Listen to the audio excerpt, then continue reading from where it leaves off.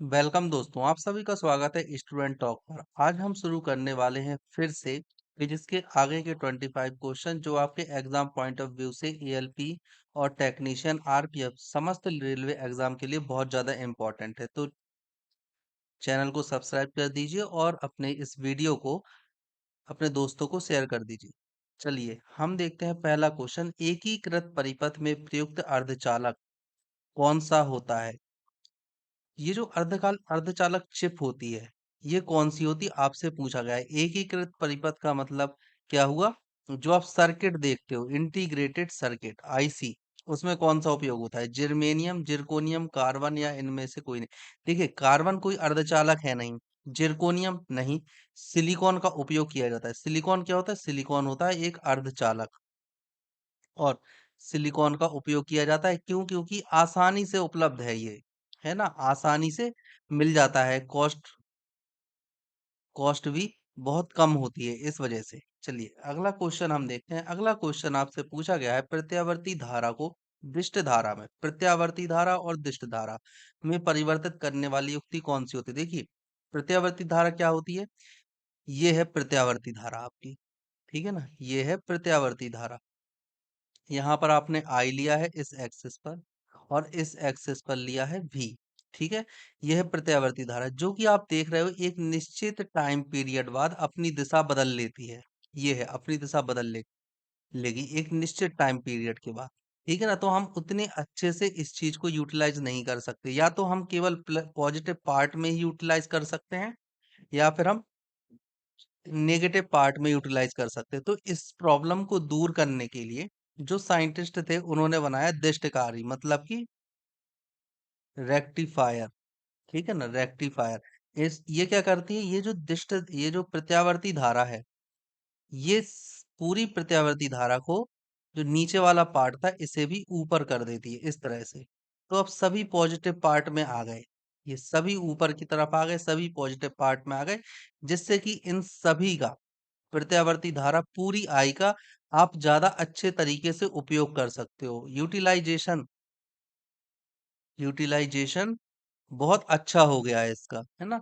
आप ज्यादा से ज्यादा उपयोग करते हो। तो प्रत्यावर्ती धारा को, ये है एसी, इसको डीसी में बदलने के लिए किस चीज का उपयोग करते हो आप? रेक्टिफायर का, ऑप्शन ए। अगला क्वेश्चन आपसे पूछा गया है, स्थायी चुंबक किस चीज के बनाए जाते हैं? एक होता है स्थायी और एक होता है अस्थायी चुंबक, है ना। स्थायी चुंबक जिसमें चुंबकत्व स्थायित्व रहता है, मतलब हमेशा रहेगा, और अस्थायी में कुछ समय के लिए रहता है और मार कर, पीट कर या गर्म करके इसका चुंबकत्व खत्म किया जा सकता है, ठीक है। आपसे पूछा गया है, स्थायी चुंबक बनाने के लिए आप किस चीज का उपयोग करोगे? क्या तांबे का उपयोग करोगे, इस्पात का उपयोग करोगे, नर्म लोहे का, या ये सभी का उपयोग कर सकते हो? देखिए, नर्म लोहे का उपयोग नहीं कर सकते। आप चुंबक बना सकते हो लेकिन अस्थायी चुंबक। स्थायी चुंबक बनाने के लिए आपको इस्पात का उपयोग करना होगा, ये चीज आपको याद रखनी है। नर्म लोहे का उपयोग इसलिए नहीं करते हो क्योंकि इसकी जो पारगम्यता होती है, पारगम्यता, ये बहुत ज्यादा हाई होती है, जिस वजह से हम स्थायी चुंबक नहीं बना सकते। इससे अस्थायी बना सकते हैं परंतु स्थायी नहीं, ठीक है। चलिए अगला क्वेश्चन हम देखते हैं, चुंबकीय क्षेत्र का मात्रक क्या होता है? आपसे पूछा बेवर, डोमेन, गॉस या हेनरी। क्या होता है चुंबकीय क्षेत्र का मात्रक? सही आंसर है गॉस। गॉस होता है जो कि चुंबकीय क्षेत्र का मात्रक होता है। ओके, आपको ये याद रखना है, बहुत ज्यादा इंपॉर्टेंट है। गॉस प्रमेय भी है, अगर आपने पढ़ी होगी गॉस प्रमेय, जो कि एक खोखले गोले से संबंधित है। अंदर अगर आप कोई आवेश रख दोगे तो उसके द्वारा उत्पन्न होने वाला चुंबकीय क्षेत्र, संपूर्ण चुंबकीय क्षेत्र इसके पृष्ठ से निकलने वाले चुंबकीय क्षेत्र के इक्वल होता है, मतलब कि पृष्ठ क्षेत्रफल के बराबर होता है। अगला क्वेश्चन, शुष्क सेल में जो ऊर्जा संग्रहित रहती है वह क्या कहलाती है? शुष्क सेल, सबसे पहले आपको पता होना चाहिए कि शुष्क सेल होता कैसा है। शुष्क सेल, एक होता है प्राथमिक सेल, ठीक है, और एक होता है आपका कौन सा सेल? द्वितीयक सेल। प्राथमिक सेल वो जिन्हें कि आप रिचार्ज नहीं कर सकते, रिचार्ज नहीं कर सकते, और द्वितीयक सेल वो होते हैं जो कि रिचार्ज किए जा सकते हैं, रिचार्ज कर सकते हो आप, उन्हें हम बोलते हैं द्वितीयक सेल। और शुष्क सेल किन की उदाहरण होते हैं? ये होते हैं प्राथमिक सेल के, मतलब कि शुष्क सेल को आप उपयोग नहीं कर सकते। शुष्क सेल में ऑलरेडी एनोड और कैथोड होते हैं, इसके अंदर मटेरियल होता है। कई बार ये मटेरियल H2SO4 में भी हो सकता है, अलग अलग तरीके के होते हैं। कई बार ये मटेरियल HCl या अमोनियम क्लोराइड NH4Cl के फॉर्म में भी होता है। अगर आप एक बार इनका उपयोग कर लेते हो तो इन्हें आपको फेंकना ही होता है, आप इन्हें दोबारा उपयोग में नहीं ला सकते। जैसे कि आपने देखा होगा घड़ी में डाले जाने वाले सेल, है ना, घड़ी के सेल, ये भी शुष्क सेल होते हैं, आप इन्हें दोबारा उपयोग में नहीं ला सकते। ओके। आपसे पूछा गया है किस चीज का संग्रहित एनर्जी कौन सी होती है? ऊष्मीय ऊर्जा, रासायनिक ऊर्जा, विद्युत ऊर्जा या इनमें से कोई नहीं। सही आंसर है रासायनिक ऊर्जा, क्योंकि इनमें रसायन का उपयोग हो रहा है। एनोड और कैथोड बन रहे हैं, जिंक लग रहा है, कॉपर लग रहा है, इसके अलावा NH4Cl जो रासायनिक तत्व हैं वो लग रहे हैं। अगला क्वेश्चन, बिजली के पंखे की गति बदलने के लिए, पंखे की गति बदलने के लिए, गति के लिए कौन सा प्रयुक्त साधन है? देखिए आपके ऑप्शन दिए गए हैं, स्विच, रेक्टिफायर, रेगुलेटर या अन्य। देखिए आप किसी चीज की गति बदल रहे हो, गति बदल रहे हो, बदलने का मतलब ये है कि आप कम कर रहे हो, ज्यादा कर रहे हो। अगर इन दोनों को सम्मिलित रूप से देखो तो आप इसे क्या कर रहे हो? रेगुलेट कर रहे हो, रेगुलेट कर रहे हो। और रेगुलेट करने के लिए क्या उपयोग में लाओगे? रेगुलेटर। रेक्टिफायर का क्या होता है उपयोग? AC से DC बनाने में। स्विच का क्या होता है? ऑन और ऑफ करने में होता है। ठीक है, सही आंसर है आपका ऑप्शन सी, रेगुलेटर। अगला क्वेश्चन आपसे पूछा गया है, फैराडे का नियम किस प्रक्रिया से संबंधित है? ये क्वेश्चन हम कई बार डिस्कस कर चुके हैं। आपके ऑप्शन है गैसों का दाब, गैसों की अभिक्रिया, तापमान एवं दाब तथा इलेक्ट्रोलाइसिस, विद्युत अपघटन। मतलब इलेक्ट्रोलाइसिस से संबंधित है फैराडे का नियम। फैराडे ने कौन से नियम दिए थे? फैराडे ने दो नियम दिए थे, ठीक है ना, और ये दोनों के दोनों विद्युत अपघटन से संबंधित थे। अगला क्वेश्चन आपसे पूछा गया है, निम्न में कौन विद्युत अनुचुंबकीय होता है? अनुचुंबकीय का मतलब यह है कि कौन विद्युत आकर्षित होता है ना। विद्युत अनुचुंबकीय मतलब कौन आकर्षित होता है? आपका ऑप्शन है कोबाल्ट, क्रोमियम, तांबा या निकेल। इनमें से कौन सा है? देखिए इन क्वेश्चन को करने का एक सबसे अच्छा मेथड होता है कि आपको इनका इलेक्ट्रॉनिक विन्यास पता हो और आप उसकी संकरण जो ऊर्जा कोश होते हैं, आपने पढ़ा होगा 1s 2s 2p, फिर 3s 3p 3d। इस तरह से अगर आप लिखना जानते हो तो आपको इन क्वेश्चंस को याद करने की जरूरत ही नहीं पड़ेगी। लेकिन यहाँ पर आपको लिखना हुआ नहीं सिखा सकता, अगर आपको फिर भी देखना है तो बता देता हूँ आपको। तांबे का होता है यहाँ पर, और तांबे का कितना होता है परमाणु क्रमांक? 29। 29 मतलब 2 8 8 18 कर लो और एक, ठीक है ना, कितना हो गया टोटल? 29 हो गया। एक होता है इसके वाहतम कोष में होता है एक इलेक्ट्रॉन। अब दो यहाँ पर आ जाएंगे, दो यहाँ पर 6, मतलब टोटल 10 हो गए। दो यहाँ आ जाएंगे 12, 12 6 18, यहाँ पर हो गए 18। लेकिन अगर आप यहाँ पर देखो 3p का, 3p का, हाँ ठीक है बराबर ही होगा। अगर आप 3+1 मतलब कि इसकी ऊर्जा आ रही है 4 और इसकी ऊर्जा 3+2 मतलब इसकी ऊर्जा आ रही है 5, तो 3+4 स्लीपर वन के अनुसार 4 कम ऊर्जा वाले में पहले इलेक्ट्रॉन जाएगा। ठीक है ना, तो आप इसमें 6 इलेक्ट्रॉन कर दोगे। अब आपके पास टोटल कितने इलेक्ट्रॉन हो गए? 10, 10 8 18 हो गए। उसके बाद में 10 इलेक्ट्रॉन आ जाएंगे इसमें।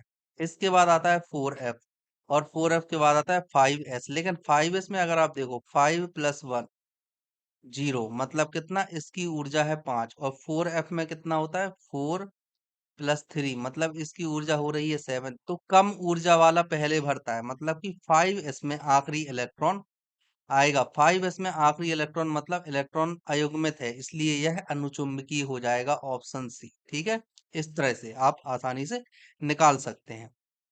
चलिए अगला क्वेश्चन हम देखते हैं, चुंबकीय यामोत्तर और भौगोलिक यामोत्तर। चुंबकीय यामोत्तर और भौगोलिक यामोत्तर के बीच के कोण को क्या कहते हैं? ये आपको बहुत अच्छे से याद होना चाहिए, आप भूलना मत। इसे हम बोलते हैं दिक्पात का कोण, ऑप्शन सी। ठीक है, ये याद करना है, ये बहुत ज्यादा इंपॉर्टेंट क्वेश्चन है। अगला क्वेश्चन आपसे पूछा गया है, निम्नलिखित में से कौन सा एक प्रकृति में अनुचुंबकीय, फिर वही अगर आपको आता है इलेक्ट्रॉनिक विन्यास बनाना 1s 2s करके पूरा अगर आप लिखना जानते हो तो आप इस तरह के क्वेश्चन का आंसर बहुत आसानी से दे सकते हो। यहाँ पर आपका सही आंसर क्या हो जाएगा? Option B, oxygen. ऑक्सीजन के आखिरी कोष में कितने इलेक्ट्रॉन? ऑक्सीजन, ठीक है ना, आखिरी कोष में जब आप देखोगे तो इसमें भी केवल एक, दो इलेक्ट्रॉन आएंगे। ठीक है, तो यहाँ पर क्या हो जाएगा? ऑक्सीजन का बताइए अनुचुंबकी। ठीक है, अगर हम बात करते हैं ऑक्सीजन की तो ऑक्सीजन मतलब 16। ठीक है, ओके। अब देखिए 16 को आपको फिट करना है तो कैसे होगा, 1s 2s 2p 3s 3p 3d, फिर 3d के बाद 4 नहीं आएगा, 4s 4p, इसके बाद आता है 4d। यहाँ पर आप देख लो 16 तक हो जाएगा, इसमें 2 इलेक्ट्रॉन 6 इलेक्ट्रॉन टोटल हो गए, यहाँ तक आपके कितने 10 इलेक्ट्रॉन हो गए। अब इसके बाद इसमें 2 इलेक्ट्रॉन आ जाएंगे, फिर यहाँ पर 4 इलेक्ट्रॉन आएंगे। अब देखिए यहाँ पर कैसे भरेंगे, ये तो कंप्लीट हो गए हैं, इसमें 2 इलेक्ट्रॉन आते हैं, इनका चक्रण विपरीत दिशा में होता है, ये कंप्लीट। यहाँ पर आप देखोगे जब आप भरोगे इसमें 3 कक्षक होते हैं पी में, तो पहला, दूसरा, तीसरा और फिर चौथा, मतलब ये दोनों अयुग्मित रह गए। अयुग्मित होने की वजह से ये क्या बना देंगे, उसे ये बना देंगे अनुचुंबकीय। क्या बना देंगे, अनुचुंबकीय। तो ऑप्शन बी। अगला क्वेश्चन आपसे पूछा गया है, निम्नलिखित में से कौन एक अयुग्मित पदार्थ है।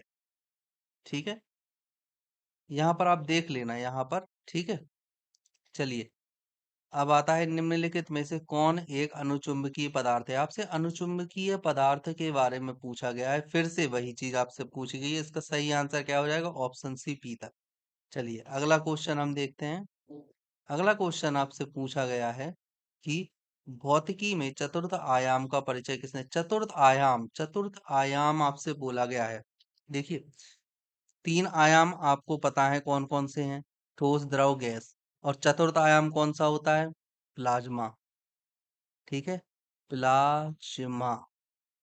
और ये किस पर होता है, उच्च ताप पर, उच्च ताप पर। और ये किसने दिया था, यह था बोस, सॉरी, ये दिया था आइंस्टाइन ने। क्या है इसका सही आंसर, आइंस्टाइन, ऑप्शन सी। ठीक है, ऑप्शन सी, 162 का ऑप्शन सी। नहीं, इसका आंसर ऑप्शन सी नहीं होना चाहिए। चतुर्थ आयाम की आपसे बात, ये तो बोस आइंस्टीन, सॉरी, फिफ्थ आयाम दिया था बोस आइंस्टीन कंडेंसेशन, जिसे हम बोलते हैं BAC, जो कि निम्न ताप पर होता है, निम्न ताप पर होता है। चतुर्थ आयाम किसने दिया था, नील बोर ने, है ना, ये है आंसर। इसका क्या हो जाएगा, नील बोर।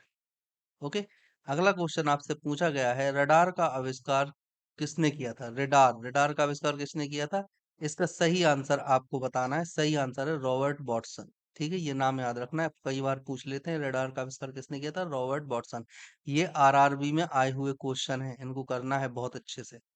अगला क्वेश्चन आपसे पूछा गया है, पॉजिट्रॉन की खोज किसने की थी। पॉजिट्रॉन, पॉजिट्रॉन है क्या, चैडविक ने, एंडरसन ने, न्यूटन ने, या फिर गैलीलियो ने। इसका सही आंसर है एंडरसन ने। चैडविक ने क्या किया था, न्यूट्रॉन की। पॉजिट्रॉन की एंडरसन ने। न्यूटन ने क्या किया था, दृश्य प्रकाश। गैलीलियो ने क्या किया था, गैलीलियो बताया था सबसे पहले कि पृथ्वी घूमती है सूर्य के चारों तरफ। ओके, अब यहाँ पर जैसे आपको बोला पॉजिट्रॉन, पॉजिट्रॉन होता क्या है, इलेक्ट्रॉन का विपरीत कण होता है, इलेक्ट्रॉन का विपरीत कण, लेकिन कैसा, पॉजिटिव। ठीक है, इसे हम बोलते हैं पॉजिट्रॉन। चलिए आगे बढ़ते हैं। चुंबकीय सुई किस तरफ संकेत करती है। देखो जब भी आप किसी चुंबकीय सुई को लटकाओगे हवा में, तो आपसे पूछा गया है वो किस तरफ संकेत करती है। ये होती है नॉर्थ, साउथ, ईस्ट और वेस्ट। ठीक है, आपके ऑप्शन है उत्तर में, आकाश की तरफ, मतलब हमेशा ऊपर की तरफ संकेत करेगी, पूर्व में, या इनमें से कोई नहीं। सही आंसर है उत्तर में, मतलब ऑप्शन ए सही है। ठीक है, कौन सा ऑप्शन सही है, ऑप्शन ए। चलिए अगला क्वेश्चन आपसे पूछा गया है, निम्नलिखित में से कौन सा पदार्थ चुंबकीय है। चुंबकीय पदार्थ की आपसे बात की जा रही है। चुंबकीय पदार्थ मतलब निम्न में से कौन सा चुंबकीय पदार्थ होगा, ऑप्शन ए, निकेल। एल्यूमिनियम नहीं होगा, बिस्मिथ नहीं होगा। ठीक है, चलिए अगला क्वेश्चन आपसे पूछा गया है, विद्युत मोटर किस सिद्धांत के अनुसार कार्य करती है। विद्युत मोटर की बात आपसे की जा रही है। ओम के नियम के अनुसार, लेंज के नियम के अनुसार, फेराडे के नियम के अनुसार। सही आंसर है फेराडे के नियम के अनुसार। ठीक है, अब देखो फेराडे ने क्या कहा था, फेराडे ने कहा था अगर आप किसी चुंबक को बहुत तेजी से घुमाते हो तो उसमें विद्युत धारा उत्पन्न हो जाती है। सॉरी, ये मैक्सवेल ने कहा था, फेराडे ने कहा था अगर आप किसी चीज में विद्युत धारा प्रवाहित करते हो तो उसके आसपास अगर आप धाई आई प्रवाहित करते हो विद्युत तो उसके आसपास एक चुंबकीय क्षेत्र उत्पन्न हो जाता है। ठीक है ना, ये कहा था फैराडे ने, और विद्युत मोटर इसी सिद्धांत पर कार्य करती है। ओके।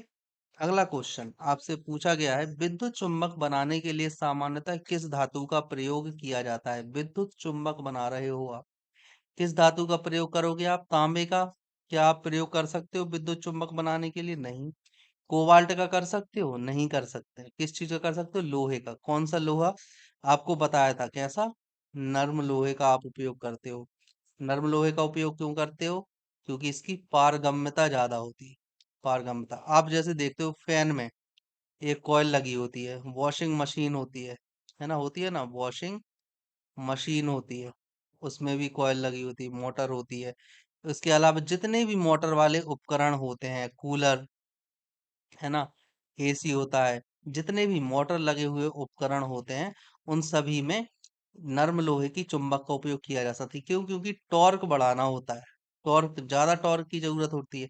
और आप टॉर्क कैसे बढ़ा सकते हो? उसके ऊपर लपेटों की संख्या बढ़ाकर। आपने देखा होगा कई बार जब पंखे की मोटर खुलती है, कोई भी मोटर खुलती है, तो उसके ऊपर तांबे की बहुत सारे वायर लपेटे जाते हैं, है ना। तो ये सब टॉर्क बढ़ाने, जितने ज्यादा आप वायर लपेट दोगे, जितनी ज्यादा टर्न करोगे, उतनी ज्यादा टॉर्क बढ़ जाएगा, इसलिए। ओके। चलिए अगला क्वेश्चन आपसे पूछा गया है, निम्नलिखित में से कौन सा धातु अर्धचालक की तरह ट्रांजिस्टर में प्रयोग होता है? अर्धचालक की तरह ट्रांजिस्टर में प्रयोग हो रहा है, कौन सा होगा? चांदी क्या अर्धचालक होता है? नहीं, ये मेटल है। ग्रेफाइट क्या मेटल है? नहीं, ये नॉन मेटल है। जर्मेनियम क्या होता है? जर्मेनियम है सेमीकंडक्टर, अर्धचालक, तो जर्मेनियम का हम उपयोग करते हैं। ठीक है। अगला क्वेश्चन आपसे पूछा गया है, निम्नलिखित रिएक्टर में भारी जल का प्रयोग किस रूप में किया जाता है? भारी जल क्या होता है? सबसे पहले आपको ये पता होना चाहिए। देखिए भारी जल क्या होता है? D2। अब ये डी क्या है? डी का मतलब होता है ड्यूटीरियम।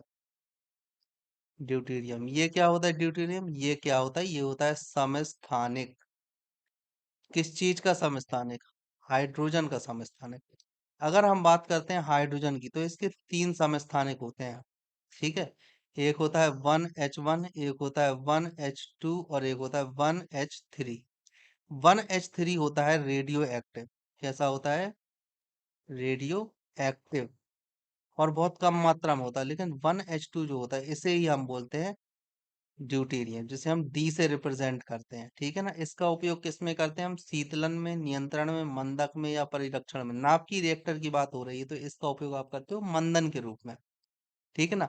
और सबसे पहला जो भारी जल का प्लांट है, वो कहाँ लगाया गया था? वो लगाया था नांगल में। कहाँ? पंजाब। ठीक है। चलिए अगला क्वेश्चन हम देखते हैं, कूलिज नलिका का प्रयोग क्या उत्पन्न करने के लिए किया जाता है? कूलिज नलिका का उपयोग सूक्ष्म तरंगे, रेडियो तरंगे, एक्स किरणें, या इनमें से कोई नहीं। क्वेश्चन नंबर 171, देखो कूलिज नलिका का उपयोग क्या करने के लिए किया जाता है? एक्स किरणों के लिए। ओके। एक्स किरणों को उत्पन्न करने के लिए हम कूलिज नलिका का उपयोग करते हैं, ये आपको याद रखना है। आपने ये देखा होगा ना, इस तरह से होती है, इधर पर इधर से बॉम्बार्डिंग वगैरह करवाते हैं, उसे हम बोलते हैं कूलिज नलिका। अगला क्वेश्चन आपसे पूछा गया, ट्रांजिस्टर के समविरचन में किस वस्तु का प्रयोग किया जाता है? वही ट्रांजिस्टर को बनाने में किस वस्तु का उपयोग किया जाता है? क्या होता है? पहली बात तो सेमीकंडक्टर का उपयोग करते हैं। ठीक है ना, सेमीकंडक्टर। अब इन ऑप्शन में सेमीकंडक्टर कौन सा है? एल्यूमिनियम है क्या? नहीं। तांबा है क्या? नहीं। रजत है क्या? नहीं। ये सभी मेटल है। ये कौन सा होता है? ये होता है सिलिकॉन, जो कि होता है सेमीकंडक्टर। ऑप्शन ए सही है। अगला क्वेश्चन आपसे पूछा गया है, सिलिकॉन क्या है? इंसुलेटर, कंडक्टर, सेमीकंडक्टर, या इनमें से कौन? कोई नहीं। देख, carbon, silicon, germanium, tin, lead. ठीक है ना। इसमें ये दोनों होते हैं जो कि क्या होते हैं? सेमीकंडक्टर।